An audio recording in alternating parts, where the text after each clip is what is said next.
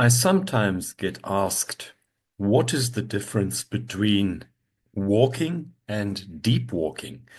In my book, Deep Walking for Body, Mind, and Soul, I go into the differences between just taking a walk and doing a deep, intentional walk with awareness. Many people anecdotally claim that they do their best thinking when walking. We finally may be taking a step or two toward discovering why. Opetzer and Schwartz wrote in a study published in the Journal of Experimental Psychology, Learning, Memory, and Cognition. We already know that physical activity is important, and sitting too often is unhealthy. This study is another justification for integrating bouts of physical activity into your day, whether it's recess at school or turning a meeting at work into a walking one. We'd be healthier and maybe more innovative for it. And a growing number of studies are also finding that spending time in the green spaces of nature, like parks, forests, or gardens, can rejuvenate. When our senses are attuned, we connect with the universe, God, or the higher energy. It's that moment on a pilgrimage walk after you have walked things off after a couple of days that you start beginning to feel alive. Your walk has become sprightly, easy, and effortless.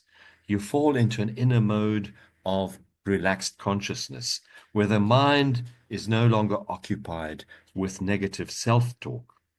I've been amazed how even the world of nature then starts reacting to this higher energy frequency.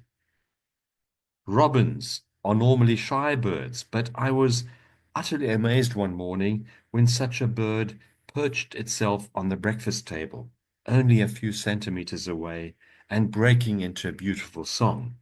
I've been followed by stray dogs and cats seeking attention. Donkeys and horses come closer to greet you as you walk past. Deep walking creates a natural feedback loop between the mental state and the body. It's an inspiration and a creative process connecting you with your higher self and alignment with the universe.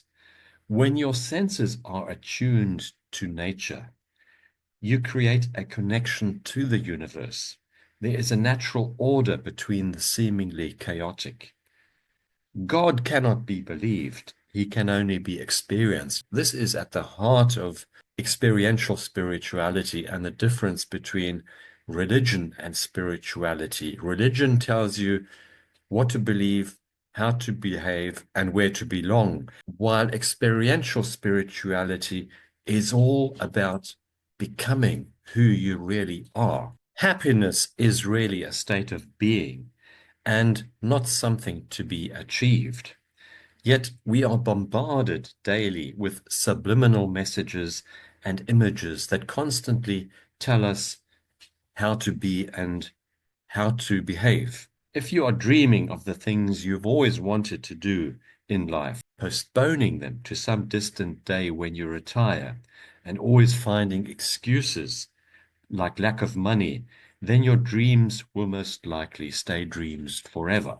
When taking time out for a deep walk, like a lengthy pilgrimage walk, this is a pilgrimage walk lasting between 3, 4, and sometimes 8 weeks.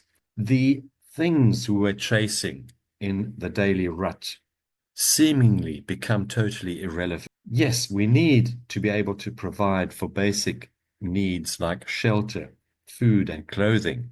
But most of the other things our mind is preoccupied with are not that important in the bigger picture when we refocus on soul purpose and meaning. In those magical moments of being absolutely present and experiencing spirituality, love, and peace of mind, it is such an enlightening experience to listen to your own deeper thoughts when deep walking. Becoming aware of those thoughts is the first step towards focusing on the present moment. It's an empowering thought to then realize that you are in control of those thoughts and that with a little training, you can regain control of those monkeys dancing in the head. Mindful walking or treading the ground softly is just one method.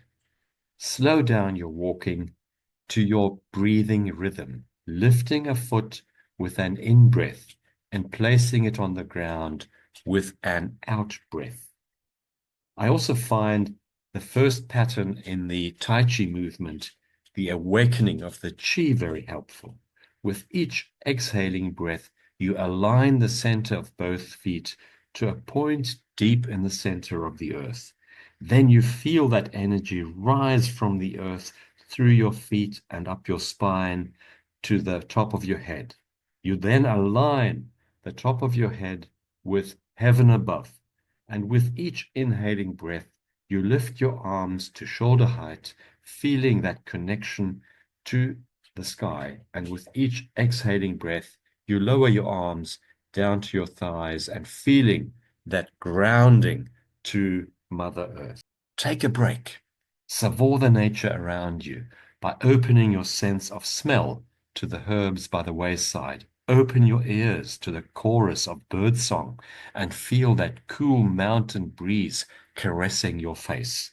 Nature is the best healer.